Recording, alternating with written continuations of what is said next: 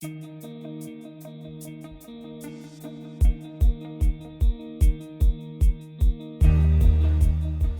of British people died after they were given blood products by the NHS contaminated with hepatitis C and AIDS in the 1970s and 80s. A public inquiry ended in February this year. Sir Brian Langstaff, the chair of the inquiry, recommended that compensation be paid and quickly, as many of the survivors are seriously ill. Yet thousands of victims and their families have still received nothing. I'm journalist Angela Walker, and in this podcast I interview inspirational guests and discuss underreported issues. Today I'm in conversation with Jason Evans, a leading campaigner in the campaign for justice for victims of the scandal, and also solicitor Des Collins, who's represented hundreds of victims and their families in a joint action against the British government. Thank you both for joining me. I really want to talk about the compensation scheme and how that's going, but I think for listeners, it's really important to understand the background to the infected blood scandal. So I'll explain. There was a shortfall in the UK in the concentrate needed to treat haemophiliacs, and so blood products were imported from the US where donors were being paid. Jason, thank you so much for joining me today. Good to be here. We've talked many times over the past few years, and I know your dad was one of the recipients of infected blood. Would you mind sharing his story with us today? Sure. So my dad was born with haemophilia, a genetic blood clotting disorder. And historically and to this day, the way in which that disorder is treated is to replace the missing protein, the factor VIII protein that characterizes haemophilia, or at least haemophilia A. There are a number of types of haemophilia. And in the 70s and 80s, like virtually all haemophiliacs throughout the UK who were given treatment at that time, he was given a new treatment for haemophilia, factor VIII concentrate. That product infected him with hepatitis C, HIV, hepatitis B, as well.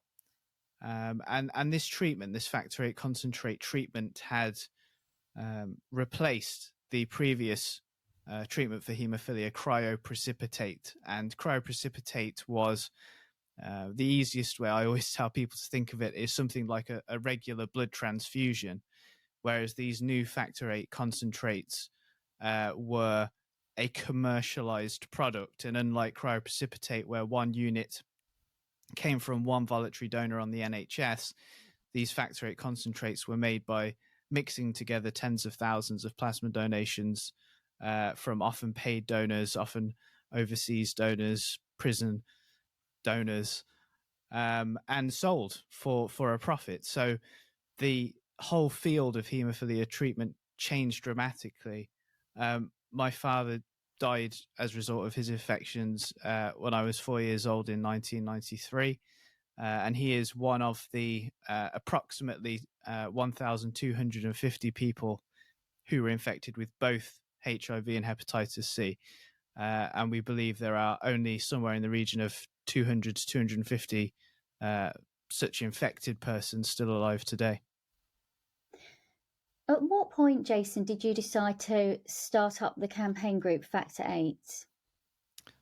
It was in 2016 that Factor VIII kind of began more officially, but the trigger for me was in March of 2015 when the Scottish inquiry, the Penrose inquiry, reported, and it concluded that little could or should have been done differently. And for whatever reason, that statement and that moment triggered me into campaigning, really, or at least I'm not sure I decided to begin campaigning on that day, but it triggered me to begin looking into what happened. I really hadn't kind of fully decided what I was going to do at that point, but I'd kind of decided I was going to do something.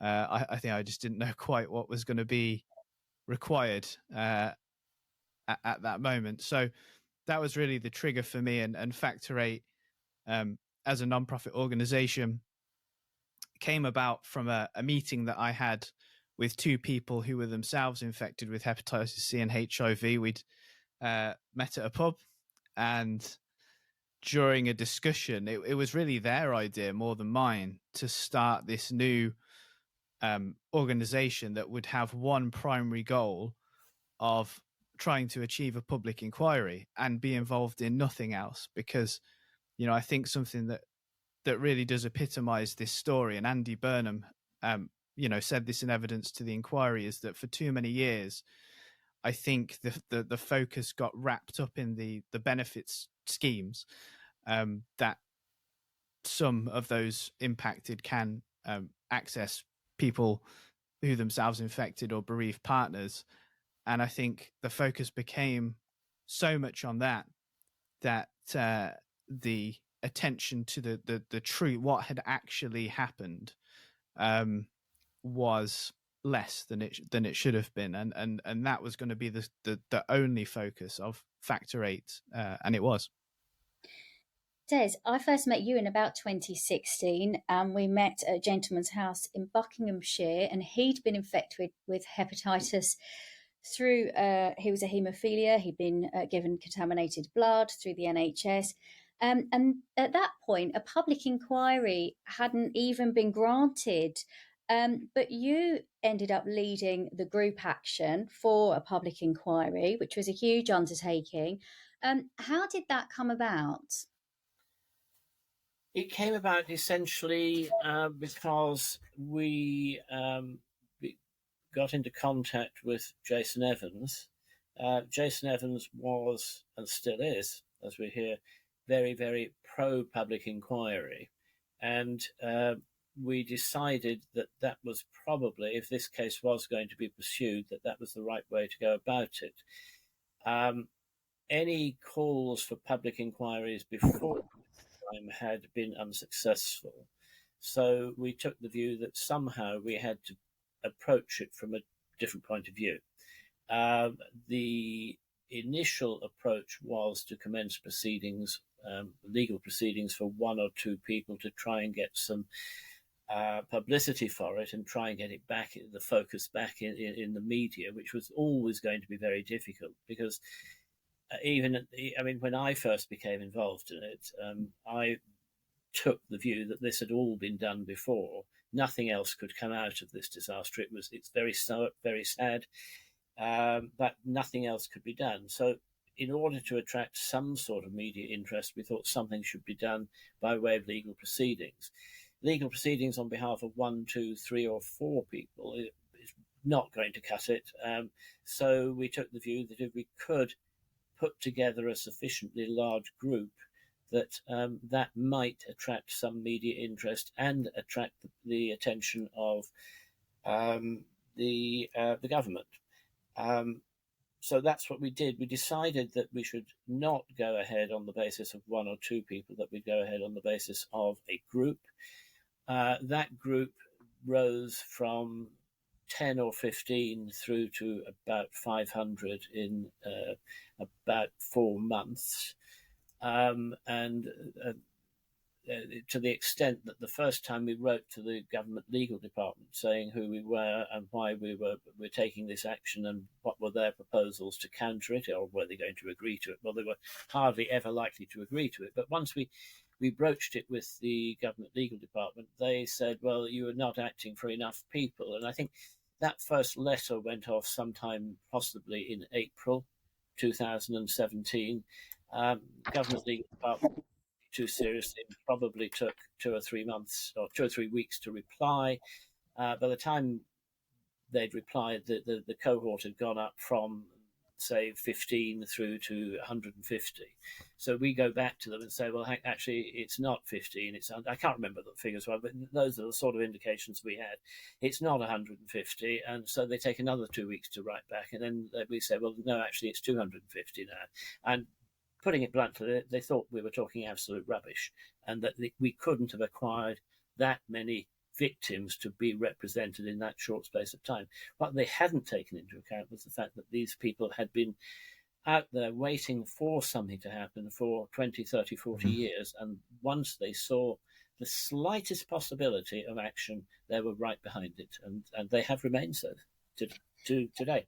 And how did it feel when it started snowballing and escalating like that? Very edifying in terms of you realise that this wasn't just, these weren't empty promises being made by potential victims. These were people who wanted to stand up and fight and who had not been given the opportunity to fight effectively at an earlier stage. Every time they had possibly got to a situation where they might move forward, something would happen, and the government would say, well, effectively, here's a bowl of nuts and a bag of rice, go away and don't bother us for a while. And that's what happened time and time again. And by this stage, back in 2016, the victims were not going to be bought off like that anymore. A lot of them were second generation, as is Jason, and they had seen the mistakes which had been made in the past, and they were quite determined that that wouldn't happen in the future. Certainly, Jason, you did pursue this with a great vigour, and I know you got access to thousands of documents using freedom of information requests. How did you feel when these damning documents came to light? Because I know some were destroyed, others had information that appeared to show that it was known in the NHS that these products were contaminated, and even after doctors knew that the blood products were infected, they continued to give them to people. How did you feel reading these documents? It was a very gradual process, and you know, there had been allegations for decades that risks of infection were known. There'd been arguments about at what stage the level of risk of different viruses was known. But over time, through making trips to the National Archive, I'd become very interested on the reference numbers that were on the folders, the many folders of documents at the National Archive, and had fairly quickly noticed, because you know they were sequentially numbered, that there were gaps in some of those numbers, and I began to make a very what became an extremely large spreadsheet of the numbers of all the files, and then would make freedom of information requests to the Department of Health for the specific reference numbers of files which should be there, which weren't there. And so for a long time, at least 10 years, the Department of Health had towed this line. They'd said it, multiple ministers had said this line to Parliament, that all the documents were either in the public domain or they'd been destroyed. And actually, you know, for the media and for campaigners, I think to a degree that line was quite good, because that in itself sounded quite scandalous, that documents had been destroyed. But actually that was the lie. Not all of the documents were in the public domain or destroyed. There were in fact at least hundreds, and I think now thousands of folders, and each folder contains hundreds of pages, which were buried at a third-party storage company called Iron Mountain, which the Department of Health uses, and many other government departments use to store documents. And so over a period, you know, I began to look at the documents in the National Archive and also begin to facilitate the transfer of documents from Iron Mountain to the Department of Health to the National Archive, so then I could get access to them. And, you know, if you go forward a couple of years, with the help of Baroness Lynn Featherstone, who's been very helpful to the campaign over the years, she has a family member who was infected as well. We actually got the Department of Health to accept that not all the documents were in the public domain or destroyed, and they agreed to never use that line again. So Iron Mountain began moving folders and documents to the Department of Health. The Department of Health sent them to the National Archive, and I managed to start getting at more and more of these documents. And so in addition to, you know, learning more about the risk, about the lack of consent, about how neither the blood products laboratory here or the pharmaceutical companies had heat treated their products before sending them into use, which they should have done. Heat treatment would have killed viruses. That was known going back to the 1940s. And so learning about all of this stuff, gathering more and more knowledge and aspects which hadn't been reported on before, getting that out into the press, that was all one thing. But then another element was how the government had used this line, that all the information was out there already or destroyed. They've been using that line for such a long time, and it just wasn't true. And what actually ended up happening during the course of the inquiry was that the permanent secretary, who is still the permanent secretary to this day, Chris Wormold at the Department of Health, wrote to two former ministers who had given that line to Parliament, Nicola Blackwood and Jane Ellison, and apologised to them for having provided them with incorrect information, which they subsequently provided to Parliament many, many times. And he lists those times in the letters, which are now publicly available. So that was all key, as well as learning about the documents, was exposing that lie, that all the information was out there or destroyed. And as you kind of revealed more and more information, how did you feel about that? I think 2017 and 2018 in particular were really kind of odd years for me when I look back at them now, because I was definitely, you caught up in the momentum of the campaign, the group legal action, being accepted as being able to progress into the court, and the media stories, and everything was moving very quickly. I mean, I guess in a way it still is now, but at the same time it was distressing to read in meticulous detail about everything that had gone wrong, which would lead to the death of my father, and kind of understanding the true scale and the true, I don't even know if I'd categorize them as failures, the true kind of scandalous behavior that went on at so many levels that would lead to those events. And it was distressing. And it was, just a very strange time. But I think being caught up in the campaign and kind of being, near or at the forefront of it, kind of distracted from the distressing part of it in a way. Of course, because you were so busy digging deep and trying to uncover the truth that perhaps you didn't even have time to even absorb all this awful information that was coming to you. This was the largest scale public inquiry ever held in the country. It was looking at how people were given contaminated blood by the NHS. It's also looked at what was known or should have been known, and the extent that people were warned of the risks or not, and the impact on those affected. And it looked at whether there were attempts to cover up what happened, which is what we've just been talking about there. It was a huge remit. Des, can you tell us where the inquiry is at now? The inquiry has, some people say the inquiry has concluded. It hasn't concluded. The inquiry heard, well, to all intents and purposes, the inquiry finished hearing evidence earlier this year.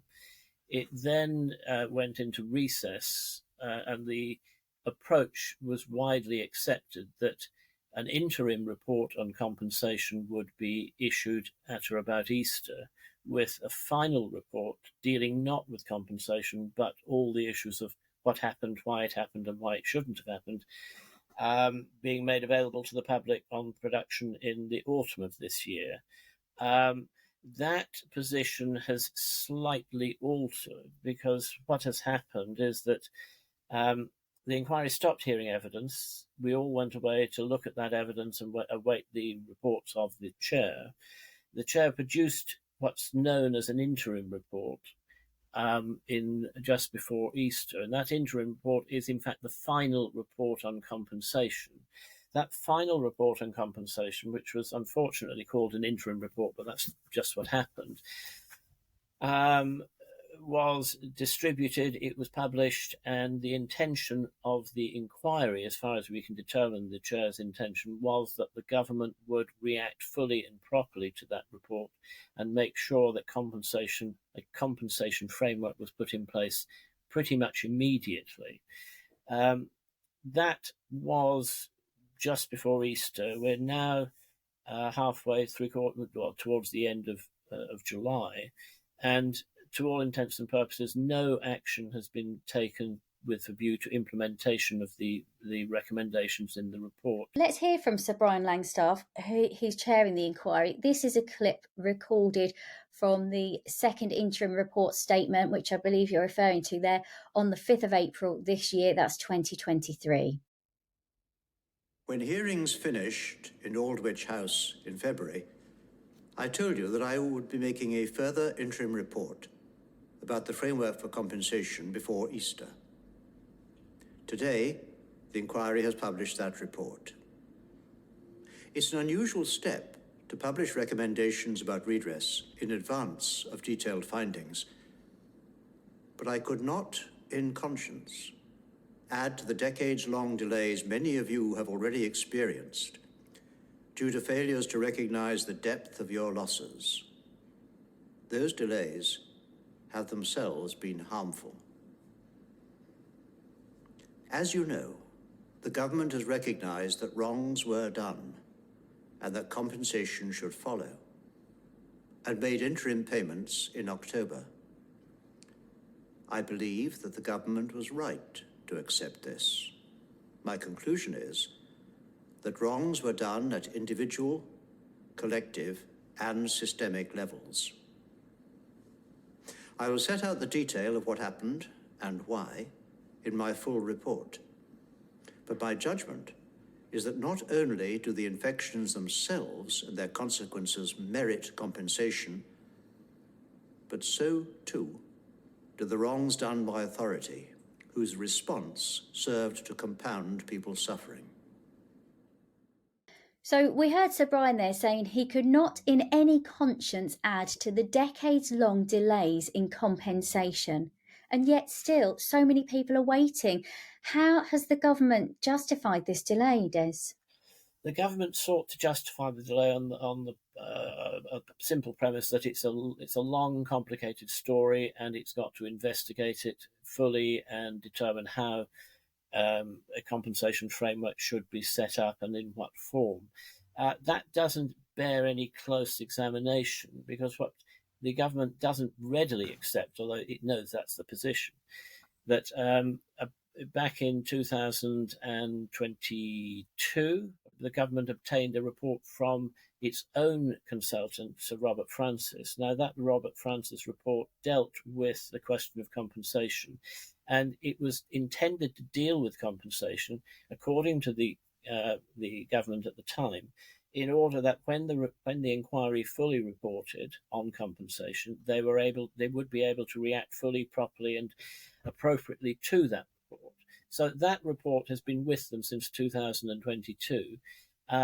Perhaps surprisingly, perhaps not surprisingly, once that report came into their possession in 2022, they didn't respond to it. They produced no response to it whatsoever.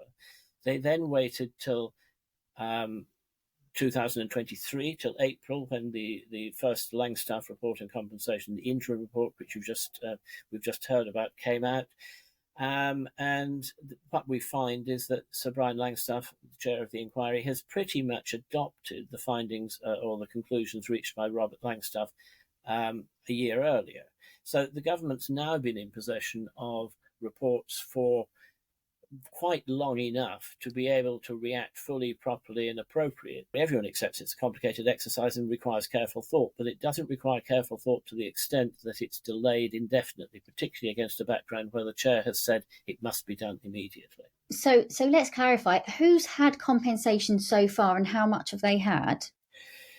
The compensation so far has been to the bereaved, and that was the first interim report which came out back at the end of 2022. That was for those infected, still alive, and bereaved partners. I think that one. That's right. That's right. That the then government responded very quickly. That was a recommendation made by the inquiry back in July 22. The then government responded very, very quickly, and the payments were made pursuant to those recommendations by October 22. So who hasn't received? Because there are an awful lot of people that haven't received compensation. Who are those people then, and why? Pretty much everyone else who might be entitled to compensation, either under the Langstaff recommendations or the Robert Francis internal report, which is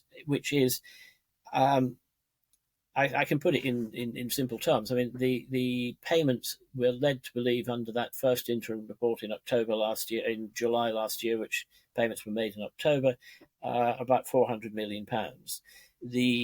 No one is quite sure what the total payout will be in terms of further compensation payments being made, but that is probably going to be in terms of billions. So that what's been paid at the moment is really a drop in the ocean. And what's more worrying is that there's no indication whatsoever as to when further payments will be made or if further payments will be made. Well, I've been in touch with the Cabinet Office, and they sent me this very brief statement today. It says this: the government accepts the moral case for compensation, and work is ongoing across the UK government and in consultation with the devolved administrations to consider as quickly as possible the recommendations put forward in the inquiry's second interim report. So that's the statement that I've been sent, and they've also referred me to the 22nd of June in the Commons, when the Minister for the Cabinet Office and Paymaster General Jeremy Quinn addressed the House of Commons, and he said then he chairs a small ministerial group to bring together the expertise of different departments. He talks about the complexity of the issue. It does sound like they're doing something. Jason, are they doing enough? Yeah, I mean, that all sounds pretty good.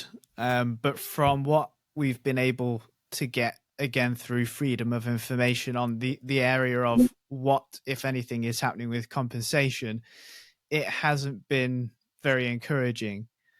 So, as Des said, they've had Sir Robert Francis's compensation study since March last year. And when we managed to get some documents to look at what work had, because all last year they were saying work is ongoing to consider that, and when we actually looked at what they've been doing, the answer unfortunately was not a lot. They'd set up quarterly meetings, so they were meeting once every few months at best, and even that appears to have only happened towards the end of the year.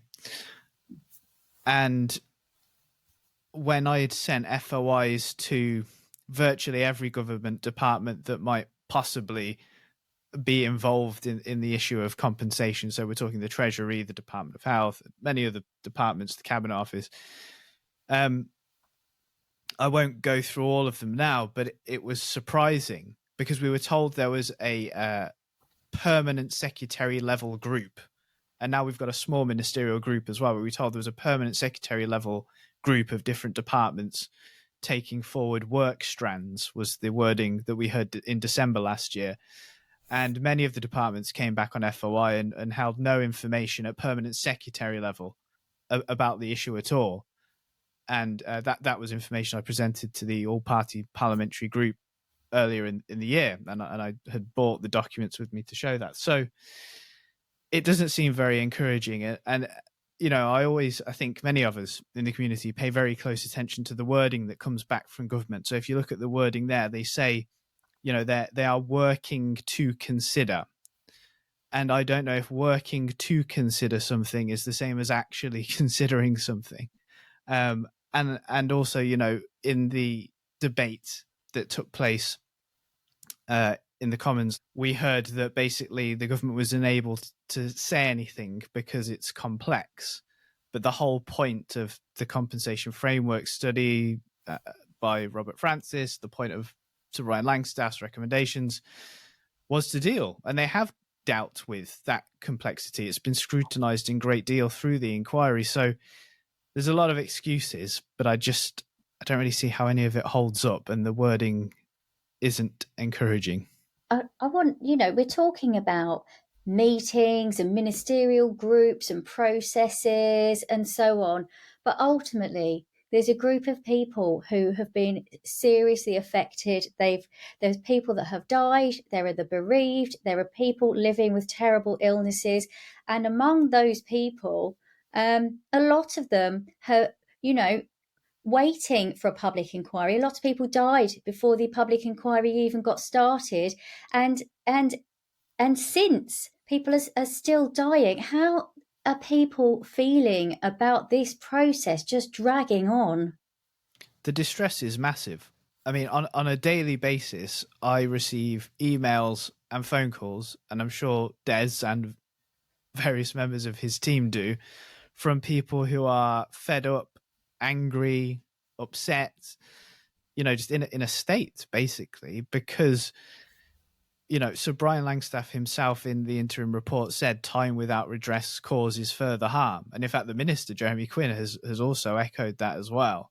So that's accepted by everybody, that the longer this takes, the more harm is done.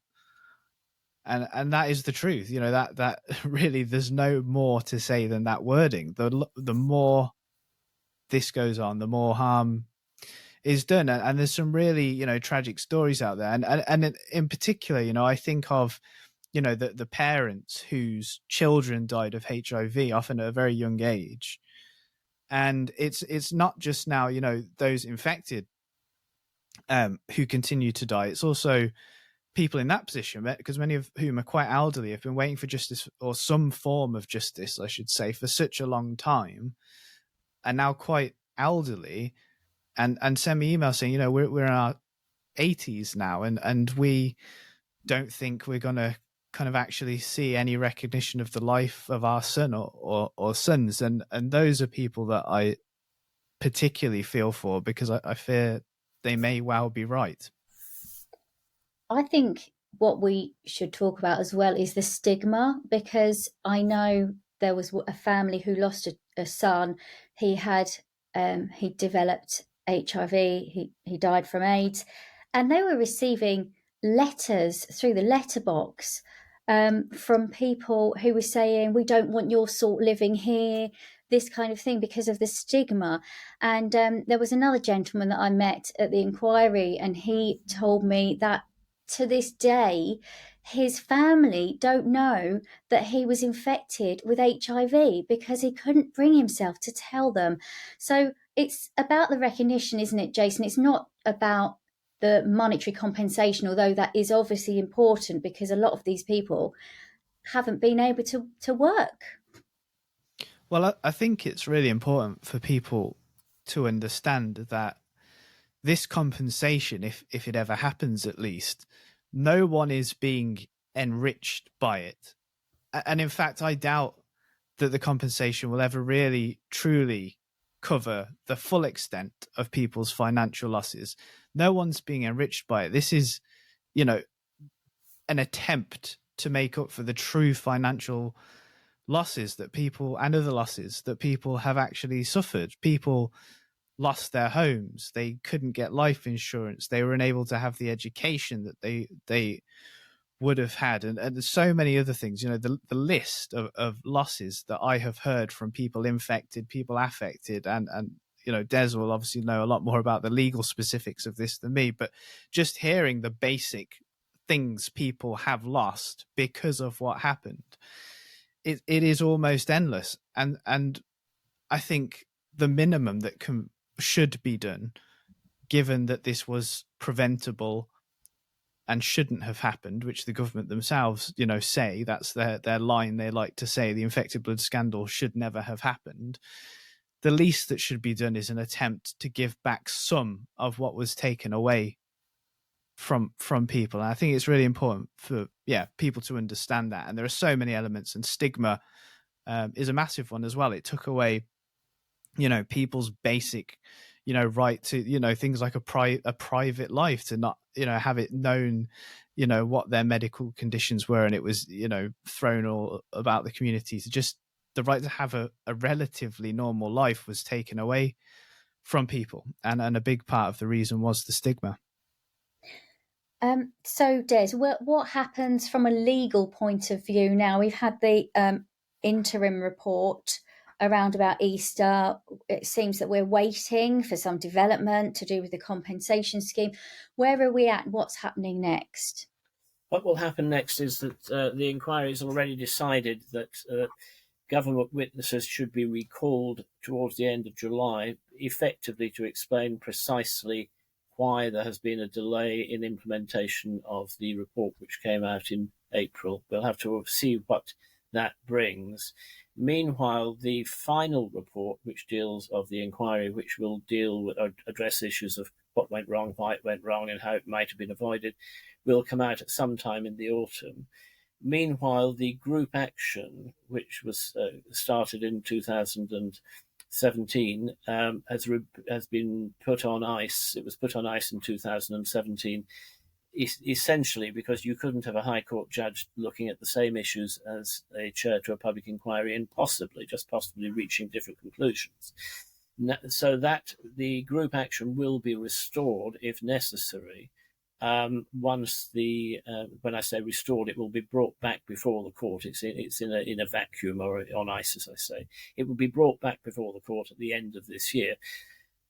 If and insofar as necessary, the word on the street from the government legal department is, well, you're being far too premature on this, because wait to see what the compensation framework's going to produce. And what we're saying is we have been waiting, and we've got victims who've been waiting for 40 years, and nothing's been produced so far. Even over the past 3 months, nothing's been produced. So we will press as quickly, as hard as we can, and as effectively as we can to bring that action back before the court, because if the compensation framework is not to pay out anything to the victims, then their last refuge, as it were, will be the group action, and we intend to make sure that they're entitled to the recovery in its fullest sense from that action as possible. Jason, when I spoke to you in February, I think the hearings of the inquiry were just finishing, and there was a sense that, it was the beginning of the end. But even then, you had your doubts that it was going to kind of wind up swiftly.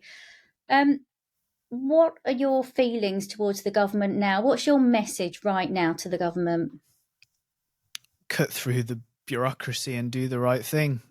I think there's a weird sense of history repeating itself, because through looking, and anyone that has followed the inquiry closely will know that when you look at the documents and you see all of the bureaucracy of what happened in the 70s and 80s that contributed to the decisions that led to the infections, to the deaths, that same bureaucracy is, from what I've seen at least, going on now, where you've got layers of civil servants talking to civil servants, having a nice chat about, we could do this, on one hand this, on the other hand this, and it just takes ages to actually get something to happen. And I do think it takes a bold minister with confidence and courage to actually get the civil servants to do what they want them to do and to do the right thing. And I think we did see an example of that with when Penny Mordaunt was Paymaster General, and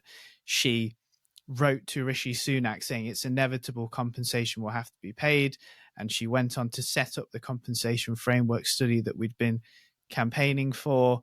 And so she's an example, I think, of a minister that did make things happen. I've always took the approach of not playing into the party political element of it. This is a scandal that's gone on, through governments of all colours. So I think that's what's needed. And I think it is stuck in that system again, and it needs someone to drive it forward now. Do you think people have lost sight that it's people's lives that we're talking about here? I mean, it inevitably ends up, people's lives do end up being the numbers. You see that historically, and I'm sure it's the case now, the cold, hard calculations of quality of life, adjusted years, and all that sort of thing that goes on.